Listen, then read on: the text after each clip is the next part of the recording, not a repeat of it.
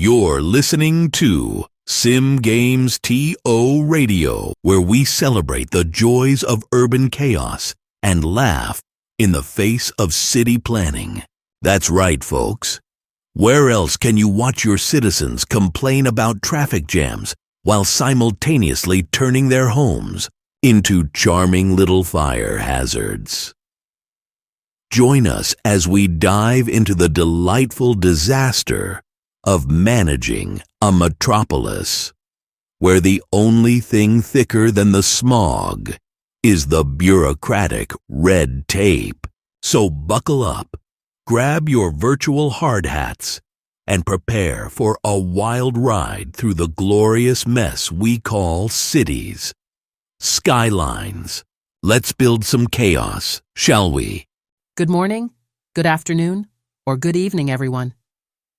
Welcome to Urban Perspectives, where we dive deep into the intricacies of city planning, infrastructure, and the art of simulation in cities. Skylines 2. I'm your host, Ashton, and today we are taking on a hot topic that has become increasingly relevant in both real-world urban planning and our beloved simulation game, the pros and cons of bike lanes in our cities. Yes, you heard that right. Today, we will discuss why bike lanes can either make or break your city, quite literally. Is having bike lanes a must for modern urban development? Or is it simply a fad that complicates traffic flow and detracts from more critical infrastructure needs? To kick things off, let's start with the undeniable trend we've seen in cities worldwide, the push for bike lanes. Everywhere you look, from bustling metropolises to quaint little towns, local governments and citizens alike are clamoring for more bike-friendly initiatives. The reasoning is simple. Biking is a clean, efficient mode of transport that can alleviate some of the congestion we see on our roads. It can lower carbon emissions and promote a healthier lifestyle. But before we go all in on the bike lane bandwagon, let's take a step back. What are the potential downsides? What do we risk when we dedicate precious road space to cyclists? Let's start with the green argument. One of the main advantages of bike lanes is their potential to reduce the carbon footprint of a city. With more people choosing to bike instead of drive, we can see a decrease in greenhouse gas emissions. According to various studies, transportation accounts for a significant portion of global emissions. Promoting biking can help mitigate this, making our cities more sustainable. Next up, we have the health benefits. Encouraging cycling promotes physical activity, combating the obesity epidemic that plagues many developed countries. Regular cycling can lead to lower risks of chronic diseases such as heart disease, diabetes, and certain cancers. The more we get people on bikes, the healthier our population can become. It's a win-win situation. Another crucial point in favor of bike lanes is the potential for reducing traffic congestion. We all know the frustration of being stuck in traffic, honking horns, impatient drivers, and wasted time. By providing a safe space for cyclists, we can decrease the number of cars on the road, allowing for smoother traffic flow for those who do need to drive. Furthermore, bike lanes can provide economic benefits. Bike-friendly cities often attract tourism and boost local businesses. Imagine a city where people can easily navigate from one shop to another on two wheels. It encourages local spending and can enhance the overall vibrancy of a community. Finally, let's talk about accessibility. For many, especially in densely populated urban areas, biking can be a faster, more affordable way to get around. Public transportation can be limited, especially in less accessible neighborhoods. Bike lanes can bridge that gap, making it easier for people to reach their destinations without relying solely on cars. Now let's flip the script and look at some of the cons of implementing bike lanes. First and foremost, we have to consider road space allocation. In many cities, space is at a premium. By allocating sections of the road for bike lanes, we may inadvertently cause traffic congestion for motor vehicles. This is especially concerning in areas where roads are already narrow or where there's high traffic volume. Safety is another critical factor to discuss. The introduction of bike lanes can lead to confusion among drivers, especially in cities where cycling isn't yet ingrained in the culture. We often see accidents where cars and cyclists intersect, particularly at intersections. Without proper education for both cyclists and drivers on road rules, we may actually increase the risk of accidents, which is the opposite of what we want. Let's also talk about costs. the construction and maintenance of bike lanes can be significant. In Cities Skylines 2, dedicating funds to bike lanes might mean less money available for essential infrastructure projects like roads, bridges, or public transport. Are we willing to make that trade-off? In the real world, funding for bike lanes can often come at the expense of other necessary services, particularly in economically strained municipalities. Additionally, there's the issue of public opinion. Not everyone is on board with bike lanes. Many residents view them as a nuisance, feeling that their rights as drivers are being infringed upon. This can lead to community division, where some see bike lanes as a progressive step forward, while others view them as a hindrance to their daily commute. Finally, let's address a critical point: the impact on car dependency. While bike lanes might encourage some people to switch to biking, many others will remain dependent on their cars. In cities where public transportation is lacking, simply adding bike lanes may not substantially change the overall reliance on vehicles. It may lead to a situation where resources are spent on bike lanes, but the number of cyclists remains low, resulting in a lack of return on investment. So, where does this leave us? It seems we are at an impasse. On one hand, we have compelling arguments for bike lanes: environmental benefits, health advantages, reduced congestion, economic opportunities, and increased accessibility. On the other hand, we have legitimate concerns regarding road space, safety, costs, public opinion, and limited impact on car dependency. What we need is a balanced approach that considers the unique context of each city. Here are a few strategies that could help cities navigate this dilemma effectively. Cities should adopt an integrated approach to transportation planning. This means not treating bike lanes as isolated features, but rather as part of a comprehensive transportation network. Biking, walking, public transport, and driving should all be considered in unison to create a well-rounded urban infrastructure. Educating both cyclists and drivers is crucial. Cities can implement awareness campaigns to promote safe cycling and driving practices. Knowledge about right-of-way rules, how to properly navigate bike lanes, and the importance of mutual respect on the road can go a long way in preventing accidents and fostering a cooperative atmosphere. Before committing to extensive bike lane projects, cities should consider implementing pilot programs. This allows them to gauge public reaction, analyze traffic patterns, and make adjustments as needed. Engaging the community in discussions about bike lanes can also yield valuable insights and help build consensus. Finally, it's essential to continually evaluate the effectiveness of bike lanes. Are they being utilized? Have they improved traffic flow or safety?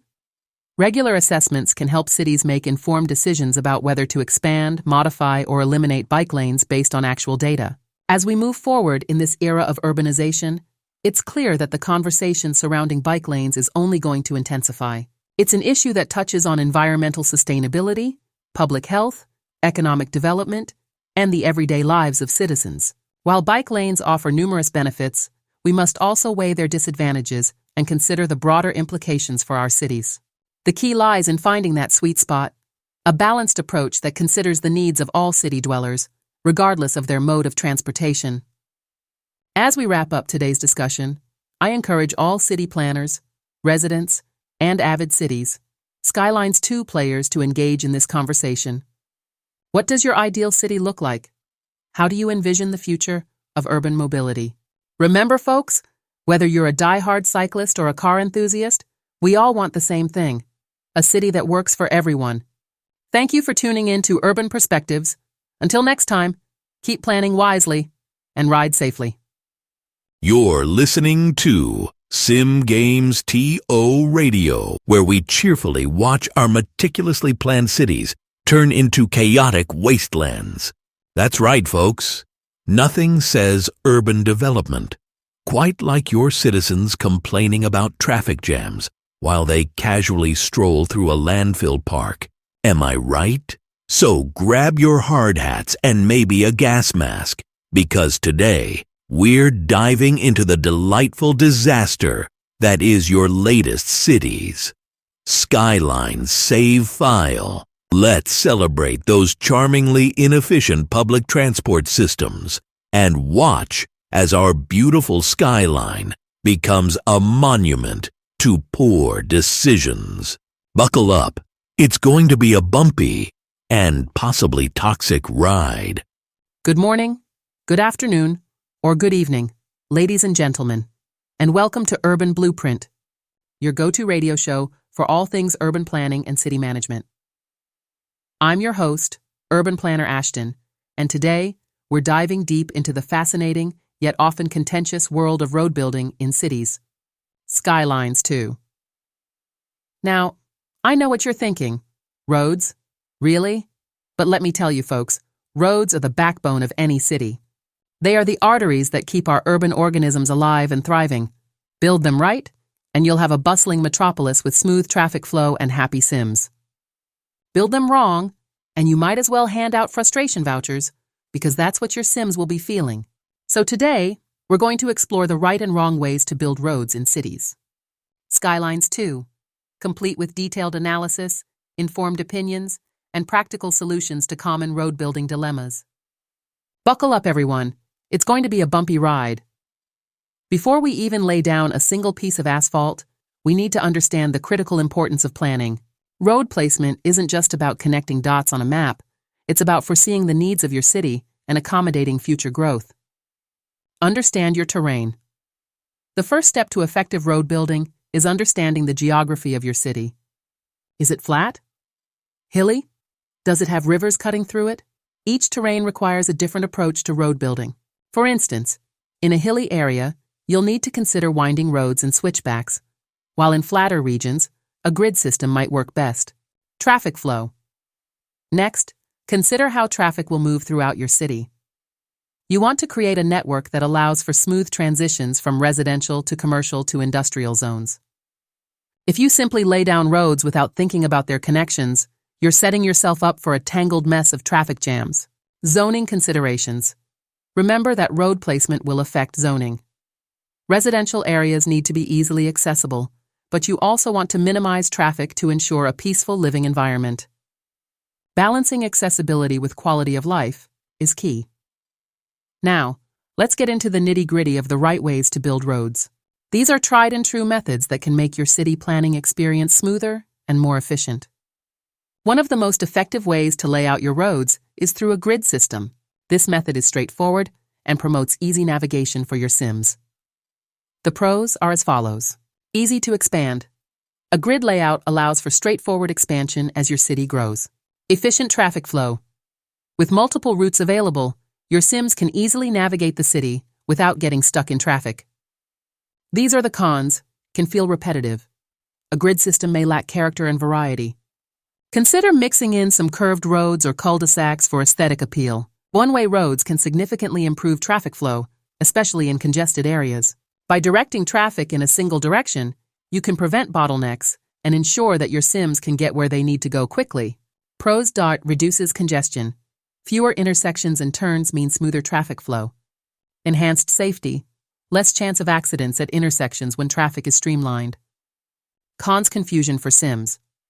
If not designed correctly, one-way roads can confuse your Sims and lead to frustration. Make sure they're clearly marked. Plan for public transport. When building roads, consider how they will accommodate public transport options.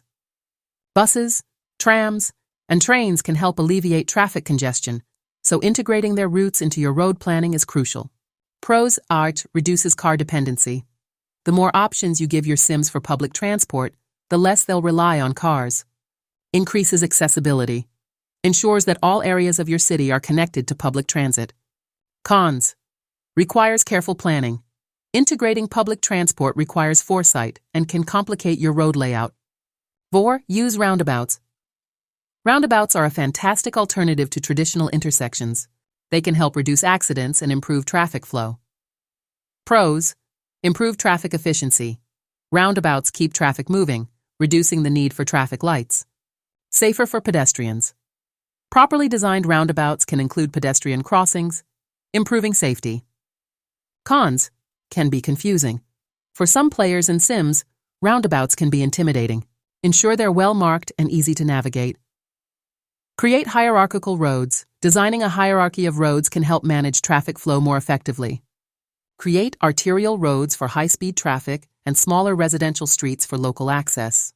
Pros: organize traffic flow. This method keeps high-traffic roads free of local traffic. Enhance safety. Reduces the risk of accidents by separating different types of traffic.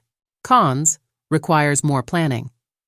Implementing a hierarchical system can be more complex than a simple grid. Now let's delve into the wrong ways to build roads. Avoid these pitfalls to prevent chaos in your city. Intersections are a critical component of road design, and neglecting them can lead to severe traffic problems. Mistake: placing too many intersections close together, causing delays. Solution: space intersections appropriately and consider using roundabouts to reduce the number of stop signs and traffic lights. Every city has its own unique traffic patterns based on peak hours, events, and residential versus commercial zones. Mistake: building roads without considering how traffic will actually flow through them. Solution: analyze your SIM's behavior and adjust road layouts accordingly. Use traffic management tools available in the game to understand congestion points. Overbuilding roads? While it's tempting to build expansive road networks, more isn't always better. Mistake: creating wide roads and highways in residential areas. Solution: keep your roads appropriately sized for their function. Wide roads in residential zones can increase noise pollution and detract from the quality of life. 4. Neglecting sidewalks and bike lanes. In our modern urban environment, it's essential to accommodate pedestrians and cyclists. Mistake: focusing solely on vehicular traffic and ignoring alternative modes of transportation. Solution: include sidewalks and bike lanes in your road design. This will not only improve safety, but also promote a healthier lifestyle for your Sims. 5. Skimping on road maintenance. Even the best designed roads need maintenance to stay in good shape. Mistake: failing to invest in road upkeep can lead to deterioration and traffic issues. Solution: regularly allocate funds for road maintenance and upgrades to keep your infrastructure in top condition. Advanced techniques for road building. Once you've mastered the basics, consider implementing some advanced techniques to take your city planning to the next level. 1. Mixed-use development. Incorporate mixed-use development into your road design to create vibrant neighborhoods. By placing residential, commercial, and recreational areas in close proximity, you can reduce the need for long commutes. Benefits: promotes walkability and community interaction, while also reducing traffic congestion. 2. Use of tunnels and elevated roads in areas with challenging terrain or high population density. Consider using tunnels or elevated roads to maintain smooth traffic flow. Benefits: tunnels can help minimize disruption to surface-level traffic, while elevated roads can provide quick transit options without interfering with other areas of your city. Advanced traffic management systems. Utilize the traffic management tools available in Cities Skylines 2 to monitor and adjust road usage in real time. Benefits: these systems can provide invaluable insights into traffic patterns, allowing you to make informed decisions about road adjustments and upgrades. As we wrap up our discussion today, I hope you've gained valuable insights into the right and wrong ways to build roads in Cities Skylines 2. Remember, effective road design is not just about placing asphalt on the ground. It's about creating a harmonious network that meets the needs of your Sims while promoting growth and sustainability. By planning thoughtfully, avoiding common mistakes, and implementing advanced techniques, you can create a thriving city that your Sims will love. Thank you for joining me on Urban Blueprint. Until next time, keep your roads straight, your Sims happy, and your city flourishing. You're listening to Sim Games TO Radio, where we turn your wildest urban planning dreams into pixelated disasters. Today, we're diving into the delightful chaos of Cities Skylines. You know, the game where you can build a thriving metropolis, or more likely, create a sprawling wasteland of traffic jams, pollution, and angry citizens who can't find their way to the nearest coffee shop without losing a limb. Forget about managing resources. Let's focus on making sure your citizens are happy while they choke on the smog from that shiny new factory you just plopped down next to their park. So grab your hard hats, folks. Because we're about to turn this city into the glittering gem of despair. It was always meant to be. Good morning, good afternoon, or good evening, fellow city planners and gamers. Welcome back to another episode of Urban Planning Perspectives, the show where we delve deep into the intricacies of city building and discuss the strategies that can make or break your virtual metropolis. I'm your host, Ashton, and today we're tackling a topic that is absolutely critical for anyone looking to create a successful and sustainable city in Cities Skylines 2, the pros and cons of low and high density zoning.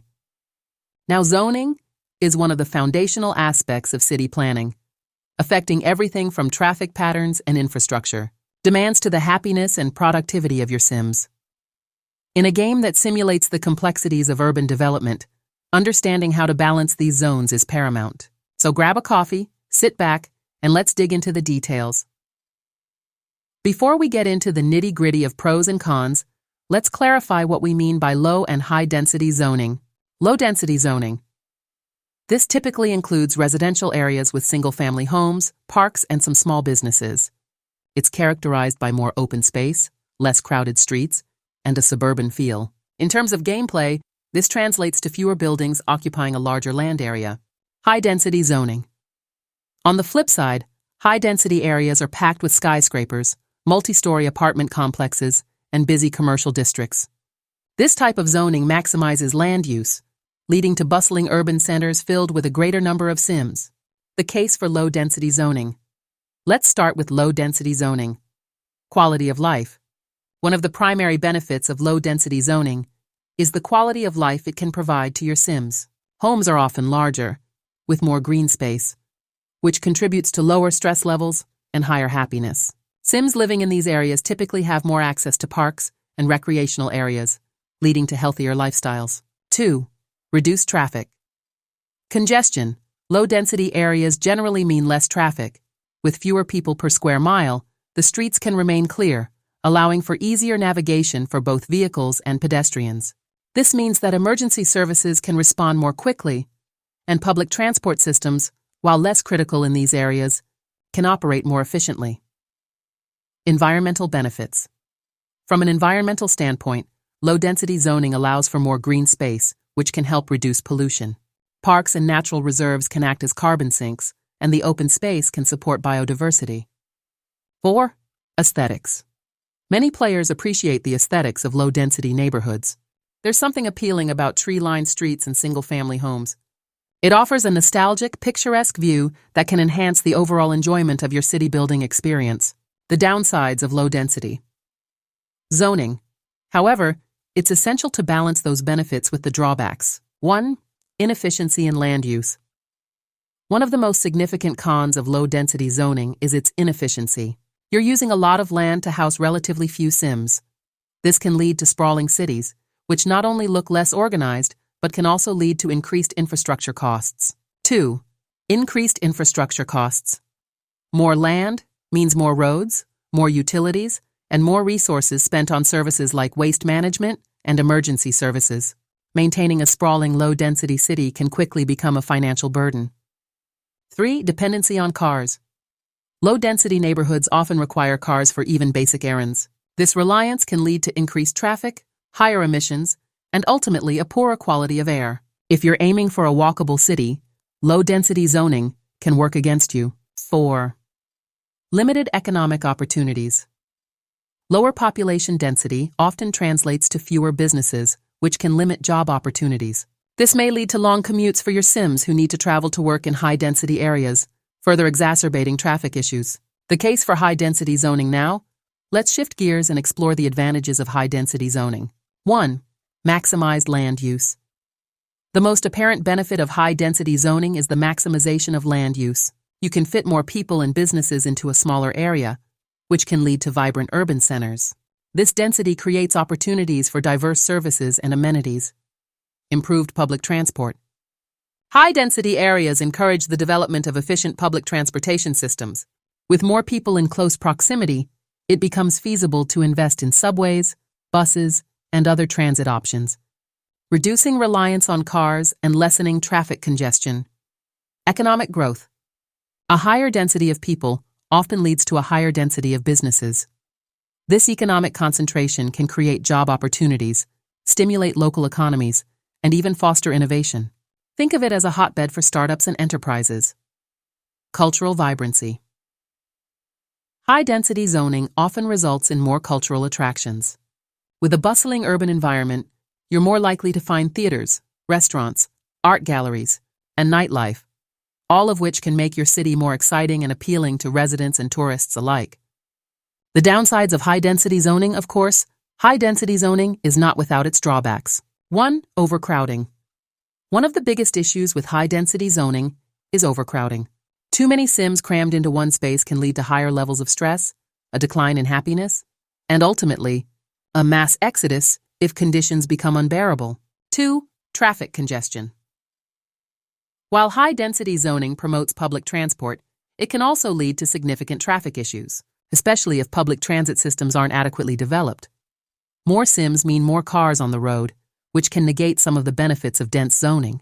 3. Strain on resources. High-density areas require a lot of resources. More people mean increased demands on utilities, such as water and electricity, as well as services like waste disposal and emergency response. If you don't manage these resources effectively, your city can quickly spiral into chaos. 4. Noise pollution. Let's face it, living in a densely populated area can be noisy. The sounds of traffic, construction, and nightlife can disrupt the peace and quiet that some Sims may prefer, leading to dissatisfaction and reduced happiness. Finding the balance. So, with all these pros and cons laid out, how do we find a balance? 1. Hybrid zoning solutions.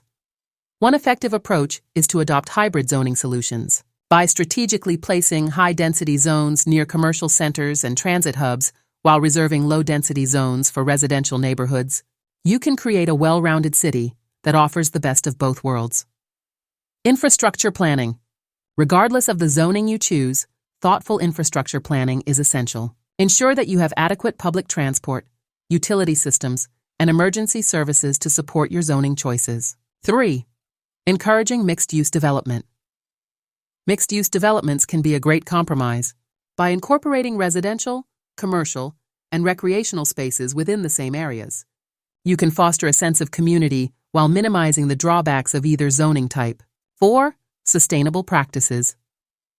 Finally, consider implementing sustainable practices in your city. Invest in green technologies, promote carpooling and public transit, and create pedestrian-friendly areas. Sustainable cities can flourish, whether they lean toward low or high density. In conclusion, both low and high density zoning have their advantages and disadvantages, and the best approach will depend on your specific city's needs and goals. As we've discussed, low density zoning can provide a high quality of life, but at the cost of land efficiency and resource management. Conversely, high density zoning maximizes land use and can drive economic growth, but it also poses challenges related to overcrowding and resource strain. Ultimately, your approach should be informed by a clear vision for your city. Remember, every decision you make in Cities Skylines 2 is a building block for the future of your metropolis. So whether you're opting for sprawling suburbs or bustling urban centers, take the time to consider how your zoning choices will shape the lives of your Sims. That wraps up our discussion for today. Join us next time on Urban Planning Perspectives, as we explore the impact of transportation networks on city dynamics. You're listening to Sim Games TO Radio, where urban planning meets total chaos. Grab your coffee, because we're diving into a city that's less bustling metropolis and more glorious train wreck, complete with traffic jams that could double as tourist attractions. Forget about green spaces.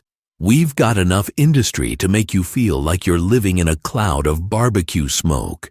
So buckle up, folks, as we navigate the highs and lows of managing a city where your citizens are perpetually unhappy. The air quality could use a pep talk, and the only thing more inflated than your budget is the smog hanging over your skyline. Let's get this urban circus started. Good morning, and welcome to SimCity Finance Hour. I'm your host, Ashton, here to guide you through the intricate world of financial management in Cities Skylines 2. Today, we'll dive deep into how to make money and avoid losing it in your city, with practical tips and strategies to ensure your urban environment not only survives, but thrives. First off, let's acknowledge the crux of the matter, your city's budget. Just like in real life, managing your city's finances is crucial. You've got to maintain a healthy income to fund essential services, keep your citizens happy, and invest in future growth. So let's get down to business. Understanding revenue streams 1.1, taxation, one of the primary sources of income in cities. Skylines 2 is taxation. Understanding how to implement and adjust taxes effectively is key. Residential, commercial, and industrial taxes. Residential taxes. Start with a base tax rate around 9 to 10%. This is generally acceptable for your citizens, keeping them satisfied while still generating revenue. Monitor your happiness levels. If citizens are unhappy, consider reducing taxes slightly to keep them content. Commercial taxes. These can be set slightly higher, around 11–12%, as businesses often expect to contribute more to the community. However, be wary of overtaxing your commercial zones, as it can lead to decreased business satisfaction and a potential drop in demand. Industrial taxes. These can go even higher, around 13 to 15%, because industrial businesses are typically more resilient to taxation. Just make sure you're providing adequate services like roads and utilities to keep these industries thriving. 1.2 Services and fees. You can also generate revenue through various services. Public transport. Establish a solid public transport system. Charging reasonable fares for buses, trains, and trams can create a significant revenue stream while also improving citizen mobility. Water and waste management fees. Set fees for water usage and waste management.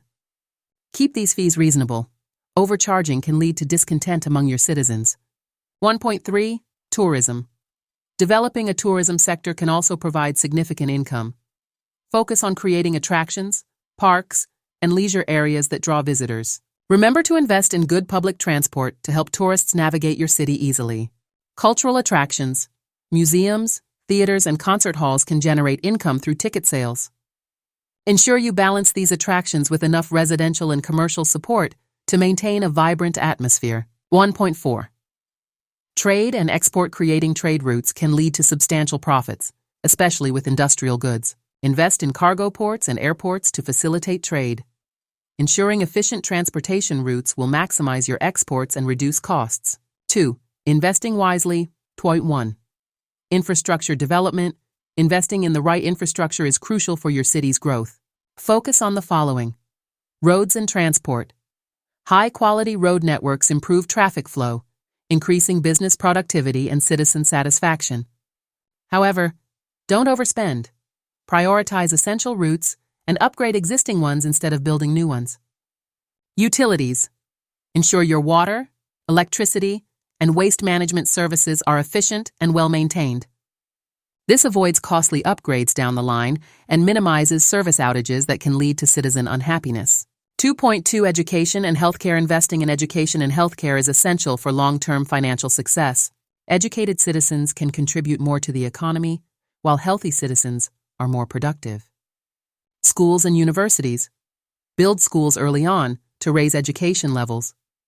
Universities can further boost your economy, but are a more significant upfront investment. Hospitals and clinics. Providing quality healthcare reduces sick days and boosts productivity. It's a smart investment that pays off in the long run. Public services.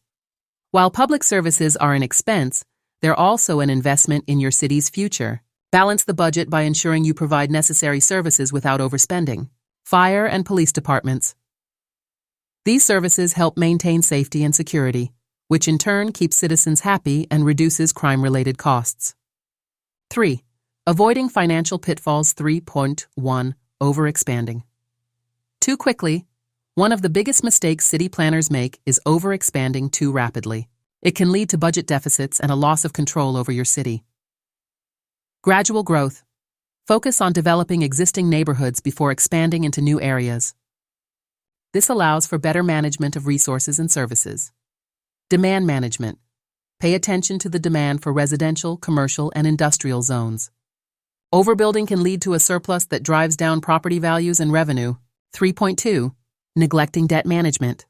Like in the real world, managing debt is crucial. While loans can help jumpstart development, too much debt can lead to financial ruin. Responsible borrowing. Only take loans when necessary, and always ensure you have a plan to repay them. Monitor interest rates and repayment terms to avoid excessive costs. Paying off debt. Aim to pay off loans as quickly as possible. The interest can accumulate and eat into your budget, causing long-term financial issues. 4. Monitoring economic indicators. Understanding and monitoring economic indicators is vital for making informed decisions. 4.1 City Budget. Panel. Regularly check your city budget panel to assess income and expenses. Look for trends and adjust your policies accordingly. 2. Citizen happiness and needs.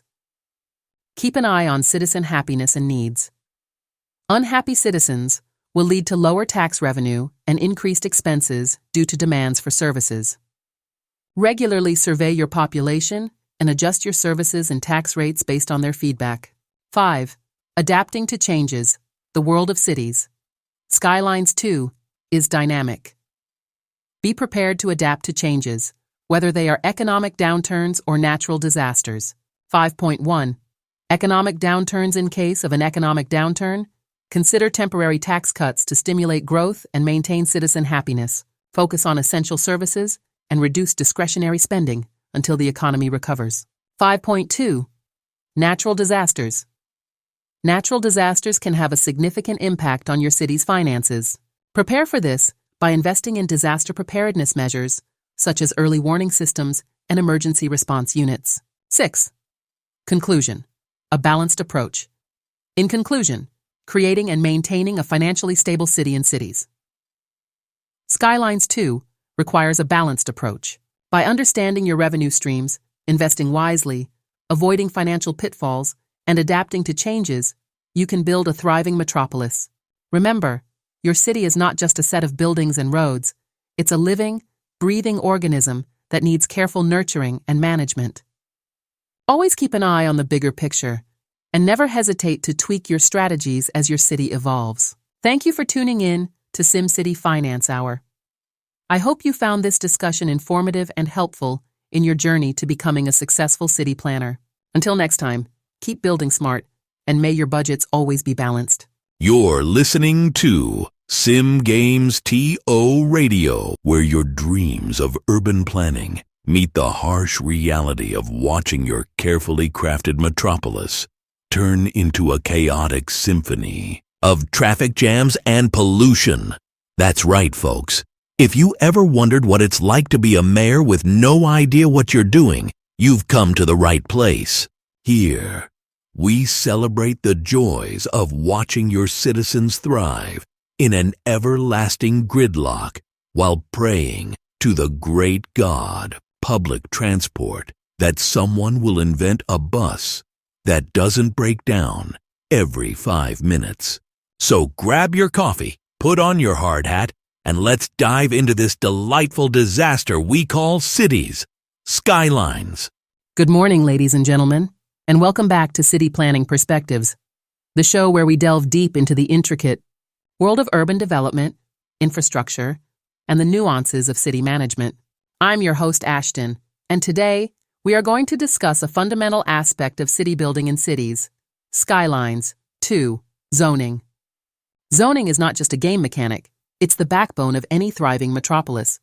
It dictates how land is used and determines the interactions between different types of development. Understanding zoning types is crucial for anyone looking to create a successful city. So, sit back, grab your coffee, and let's explore the various zoning types that shape our cities and their significance. 1. What is zoning? To kick things off, let's define zoning. In urban planning, zoning is the process of dividing land into areas where certain land uses are permitted or prohibited. This regulation helps manage urban growth, protect public health, and ensure that communities develop in a structured manner. In cities, Skylines 2, zoning types dictate what can be built where, influencing everything from residential living to Commercial activities and industrial production. Zoning plays a pivotal role in maintaining the quality of life for residents and ensuring the sustainability of urban development. It helps to minimize conflicts between incompatible land uses, such as placing factories too close to residential neighborhoods. 2. Types of zoning in cities. Skylines. 2. We have several primary zoning types: residential, commercial, industrial, and special zoning. Each category serves a unique function and has specific characteristics that affect how your city evolves. A residential zoning. Residential zoning is the most crucial aspect of city building, as it determines where people live. This zoning type can be further broken down into several subcategories. Low-density residential, LDZ. Characteristics. This zoning type consists of single-family homes, duplexes, and small apartment buildings. It usually features more green spaces, backyards, and community parks. Benefits. LDZ promotes a sense of community and is often preferred by families. It tends to attract educated Sims who seek a quieter lifestyle away from the hustle and bustle of city life. Considerations. Low-density areas may require larger expanses of land and can lead to longer commutes, potentially increasing traffic congestion as residents travel to work. Medium-density residential, MDZ. Characteristics. MDZ includes townhouses, smaller apartment complexes, and other multifamily units. These areas are more compact than low-density zones and often offer a mix of residential and commercial properties. Benefits. MDZ areas can support a higher population density while still providing amenities. They are ideal for young professionals and smaller families looking for a balance between community feel and access to services. Considerations. Medium-density developments can lead to increased traffic and noise levels, so careful planning is essential to maintain a quality living environment. High-density residential, HDZ. Characteristics. High-density zoning consists of large apartment complexes and skyscrapers. This type of zoning is typically found in urban centers where space is at a premium. Benefits. HDZ maximizes the use of land and can accommodate a significant number of residents, which is essential for urban growth. It allows for greater accessibility to public transport, services, and employment opportunities. Considerations. With the benefits of high density come challenges, such as increased traffic congestion, pollution, and the potential for reduced quality of life. Zoning decisions must balance density with infrastructure capabilities. B. Commercial zoning. Commercial zoning designates areas for businesses, retail, and services. This zoning type is crucial for generating revenue and providing jobs. Low-density commercial, LDC. Characteristics. LDC includes small businesses, shops, and offices. These areas often feature local stores and services, creating a community-oriented atmosphere. Benefits. LDC zones foster local economies and encourage residents to shop locally. They provide convenience and help reduce travel times for residents seeking goods and services. Considerations. LDC can become congested if not carefully managed, particularly in areas with high foot traffic. Additionally, businesses may struggle in less populated areas, leading to vacancies. Medium-density commercial, MDC. Characteristics. MDC zones consist of shopping centers, larger retail establishments, and mixed-use developments that combine residential and commercial spaces. Benefits. MDC zones attract a higher volume of customers and can provide more diverse services. They also contribute significantly to the city's tax revenue. Considerations.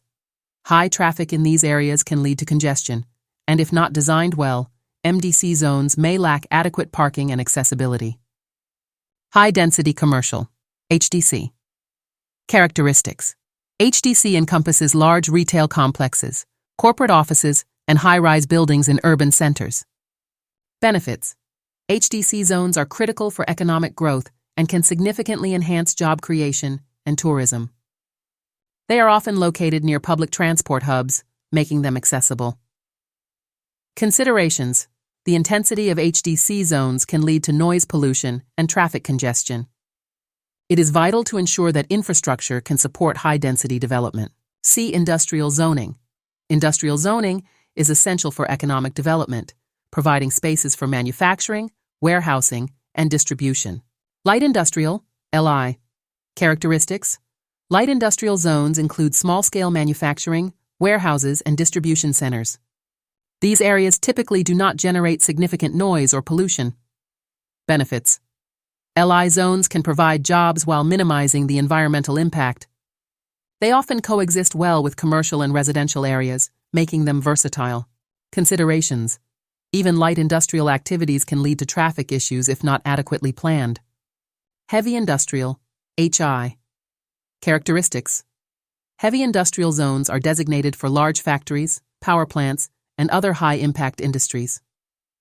These areas can generate noise, pollution, and heavy truck traffic. Benefits. HI zones are crucial for cities seeking to develop their manufacturing sectors and create job opportunities. Considerations. The negative impacts of heavy industrial activities must be carefully managed. It is essential to avoid placing these zones too close to residential areas to prevent quality of life issues. Special zoning. Special zoning categories allow for unique land uses that don't fit neatly into the traditional categories. These can include parks, schools, hospitals, and recreational areas. Parks and recreation. Characteristics. This zoning type designates land for parks, sports facilities, and natural reserves. These areas contribute to the overall health and well-being of the community. Benefits. Parks and recreational facilities provide green space, promote outdoor activities, and improve the quality of life for residents. They can also increase property values in surrounding areas. Considerations. The location of parks must be strategic to ensure accessibility and maximize their benefits. Educational and institutional characteristics. This zoning type includes schools, universities, and government buildings. These areas are vital for community development and services. Benefits. Educational institutions contribute to a knowledgeable workforce and can attract families to the area. Government buildings provide essential services to residents. Considerations. Institutional zoning can lead to traffic congestion during peak hours, especially near schools. 3. Balancing zoning types. As city planners, we must consider how to balance these zoning types to create a harmonious urban environment. An effective city will feature a mix of residential, commercial, industrial, and special zones. This blend is critical for ensuring that residents have access to essential services, jobs, and recreational opportunities. However, the balance is often delicate. Overzealous zoning can lead to issues such as urban sprawl. Uncontrolled expansion of residential areas can lead to increased commuting times and a strain on infrastructure. Traffic congestion. Poorly planned zoning can lead to increased traffic, negatively affecting air quality and residents' quality of life. Inequality. Focusing too much on one type of zoning can lead to socioeconomic disparities. For example, creating only high-density residential zones without accompanying commercial or recreational facilities can lead to isolated communities. 4. The importance of infrastructure is the backbone of any city, and it must align with zoning decisions. Transportation systems, utilities, and public services must be capable of supporting the zoning types in place. Here are some key points to consider. Public transport. High-density zones should be supported by efficient public transport systems to reduce traffic congestion and provide residents with alternative commuting options. Roads and highways. Industrial zones require robust road networks to facilitate the movement of goods. Commercial zones need to be easily accessible to attract customers. Utilities, water, electricity, and sewage systems must be able to support the population density of the zoning types in place. Insufficient infrastructure can lead to significant problems, including blackouts, water shortages, and sewage backups. 5. Environmental considerations. As we develop our cities, we must also consider environmental impacts. Poor zoning decisions can lead to negative outcomes for the ecosystem. Pollution. Industrial zones can generate air and water pollution, affecting the health of residents. Careful planning must ensure that heavy industrial areas are located away from residential neighborhoods. Green spaces. Integrating parks and green spaces into urban planning is essential for promoting biodiversity, improving air quality, and providing recreational opportunities for residents. Sustainability. Incorporating sustainable practices into zoning can help mitigate environmental impacts. For example, promoting mixed-use developments can reduce the need for long commutes, thus lowering carbon emissions. 6. Future trends. In zoning, as we look to the future, we must consider emerging trends that could influence zoning practices in cities, skylines too, and real-world urban planning. Smart cities. With the rise of technology, cities are increasingly becoming smart. Integrating technology into zoning can improve efficiency, reduce waste, and enhance the quality of life for residents. Mixed-use developments. There's a growing trend toward mixed-use developments that combine residential, commercial, and recreational spaces. These areas foster walkability and can lead to vibrant communities. Sustainable zoning. As environmental concerns become more pressing, cities are moving toward sustainable zoning. Practices that prioritize eco-friendly developments and green infrastructure. 7. Conclusion. In conclusion, zoning is a critical aspect of urban planning in cities. Skylines, too. Understanding the different zoning types and their functions is essential for creating a balanced, sustainable, and thriving city. Each zoning type plays a unique role, and careful consideration must be given to how they interact with each other and the infrastructure that supports them. As city planners, it's our responsibility to ensure that we're creating spaces that not only accommodate growth, but also enhance the quality of life for our residents.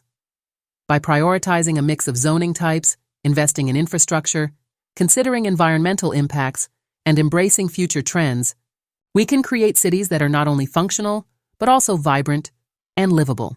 Thank you for tuning in to City Planning Perspectives. I hope this discussion has provided valuable insights into the world of zoning in cities. Skylines too. Until next time, keep building those cities wisely. You're listening to Sim Games TO Radio, where every traffic jam is a scenic tour, and pollution is just the city's way of giving you that authentic urban aroma. Here, your citizens are happy, at least until they cough up a lung. And don't worry if the only water you can find is a suspicious shade of green. That just means it's packed with flavor. So grab your virtual hard hat and prepare for some delightful city planning, where your biggest challenge is convincing residents that living next to a landfill isn't that bad. Let's dive into the glorious chaos of building a metropolis that's bound to make real-life city planners weep. Good morning, good afternoon, or good evening, city builders. Welcome to SimCity Central, your go-to radio show for everything Cities Skylines 2. I'm your host, urban planner Ashton, here to take you through the intricate world of education systems in our beloved city building game. Today, we're diving deep into the pros and cons of education buildings, the various education levels available, and how these factors interconnect to shape our cities. Now, I know what you're thinking. Education? Really? But hear me out. Education is more than just a mechanic in the game. It's a critical element that influences the economic viability, quality of life, and overall sustainability of your city. So, grab a notepad, sit back, and let's get started on this educational journey. The importance of education in cities. Skylines. First off, let's establish why education matters in cities. Skylines. 2. Education directly impacts your Sim's ability to secure jobs, contributes to the economic performance of your city, and ultimately shapes the overall happiness of your citizens. Economic growth. Higher education levels lead to a more skilled workforce, which translates to higher productivity and greater tax revenue for your city. This is vital for funding public services, including healthcare, transportation, and of course, education itself. It's a classic case of you reap what you sow. The more you invest in education, the more your city benefits in return. Education buildings, an overview in Cities Skylines 2. Education comes in various forms, including elementary schools, high schools, universities, and even specialized institutions like trade schools and technical colleges. Each has its own role, strengths, and weaknesses. Let's break them down. Elementary schools. Pros: foundation of learning. Elementary schools are the cornerstone of your city's educational system. They ensure that young Sims receive a basic education, which is crucial for their development. Affordable investment. Compared to high schools and universities, elementary schools are relatively inexpensive to build and maintain. They provide a great return on investment in the early stages of your city's development. Widespread benefits. An educated population leads to lower crime rates and higher property values. Elementary schools lay the groundwork for future educational achievements. Cons. Capacity issues. As your city grows, you may find that a single elementary school can only accommodate so many students. Expanding your educational infrastructure will be necessary. Limited impact on workforce. While essential, elementary education alone isn't enough to produce a highly skilled workforce. It must be complemented by higher education levels, can lead to overcrowding. In densely populated areas, elementary schools may face issues of overcrowding, leading to a decrease in educational quality. High schools pros. Higher education level. High schools elevate the education level of your Sims, preparing them for better job opportunities and increasing overall city productivity. Versatile educational pathways. High schools provide options for specialized programs like vocational training, which can cater to your city's industrial needs. Reduced crime rates. An educated high school population often correlates with lower crime rates, as Sims are less likely to engage in criminal activities. Cons. Higher costs. Building and maintaining high schools is more expensive than elementary schools, which can strain your budget, especially in the early game. Geographic limitations. If high schools are not evenly distributed, you may face disparities in education quality among different districts, leading to inequality in job opportunities. Longer commutes. Depending on where you place your high schools, students may face long travel times, impacting their overall happiness and willingness to attend. Universities pros. High-level workforce. Universities produce highly educated Sims who can fill specialized roles in industries such as technology, healthcare, and finance. This is crucial for advanced city functions. Boosted economy. A university-educated population can attract higher-paying businesses and industries, leading to increased tax revenues. Research and development. Universities can contribute to innovation and technological advancement in your city, opening up new opportunities for growth. Cons. Extremely high costs. Universities are a significant financial commitment, not just in terms of construction, but also in ongoing maintenance and funding for research. Limited capacity. Like high schools, universities can also face overcrowding. Once again, it's crucial to plan your educational infrastructure carefully. Brain drain.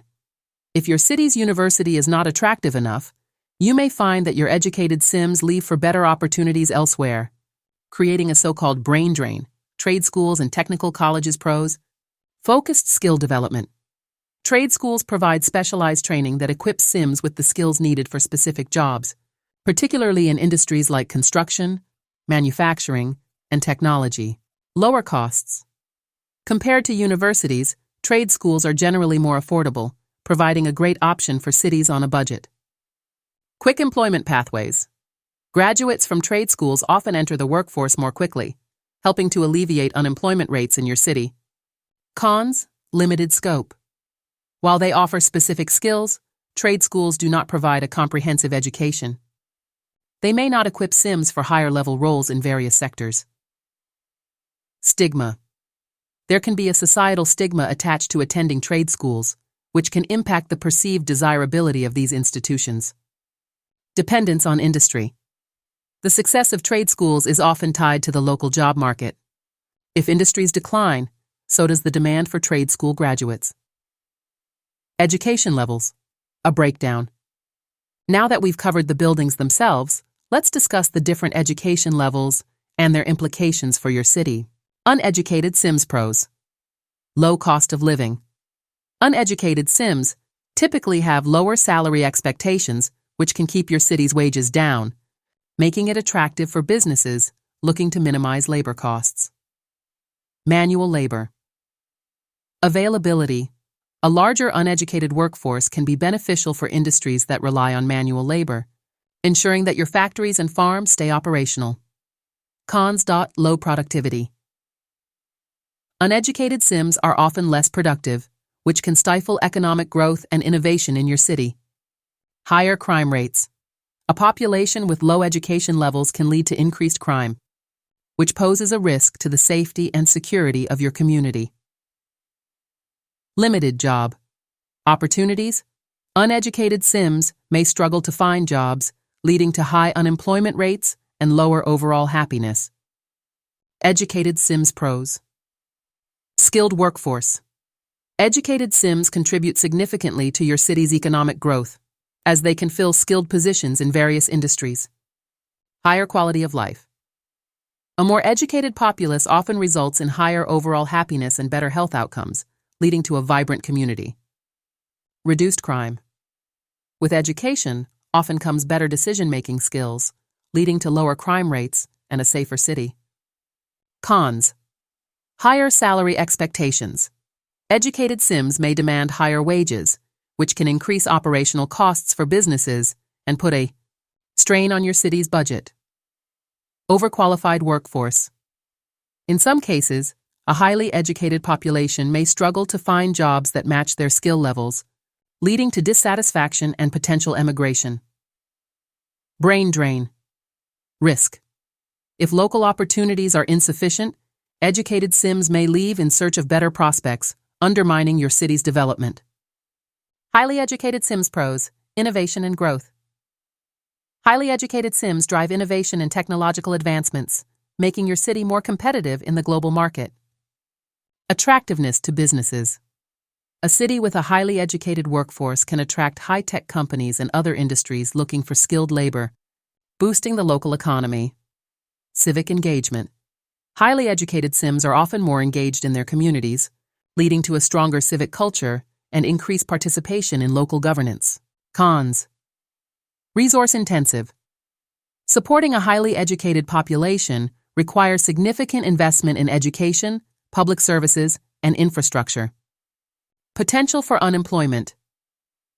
A mismatch between education levels and job availability can lead to higher unemployment among highly educated Sims, contributing to frustration and potential social unrest. Economic disparities. As cities grow, a highly educated population can exacerbate existing economic disparities, with wealth becoming concentrated among those with access to education.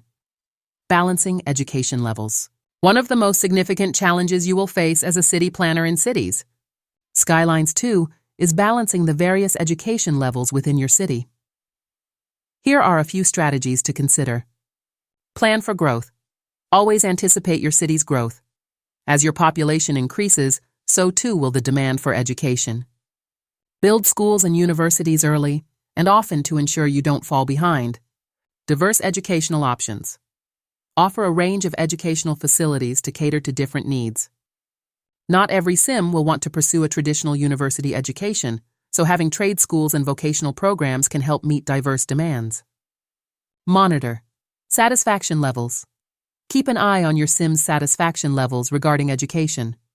If you notice a significant number of uneducated Sims, it may be time to invest more heavily in educational infrastructure. Incentivize higher education. Consider implementing policies that encourage higher education, such as scholarships or tax breaks for educational institutions. This can boost enrollment and help raise overall education levels. Connect education to industry. Align your educational offerings with local job markets. For instance, if your city has a strong manufacturing base, prioritize trade schools that train students in relevant skills. In conclusion, education is a crucial component of building a successful city in Cities Skylines 2. It shapes not only the economic landscape, but also the overall quality of life for your Sims. Each type of educational building and level comes with its own set of pros and cons that you'll need to carefully consider as you develop your city. By understanding the intricacies of the education system and strategically planning your educational infrastructure, you can create a thriving metropolis that offers opportunity and prosperity for all its residents. So go forth, city builders, invest wisely in education, and watch your city flourish. That's all for today's episode of SimCity Central. Join us next week as we dive into the intricacies of public transport systems and how they can make or break your city. Until then, keep those buildings rising and those Sims smiling.